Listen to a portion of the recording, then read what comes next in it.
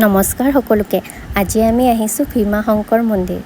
তো ভীমা শংকৰত যিহেতু আপোনালোকে জানে ডাকিনী পাহাৰত থাকে আৰু ইয়াত লাইন যেনেকুৱা ভৰ্তি আপোনালোকে লাইন ধৰি তত নাপাব, কিন্তু আমি অকণমান ৰাতিপুৱা গ'লোঁ আৰু আজি মানডে নাছিল বাবে ভিৰ কম আছিল আৰু আমি পূজা বহুত ধুনীয়াকৈ কৰিলোঁ আৰু ভিৰ তথাপিও চাওকচোন বহুত মানুহ আছিল আৰু ইয়াত কি ধুনীয়াকৈ ফুটা দিছে, তাই বিৰাট খুশ।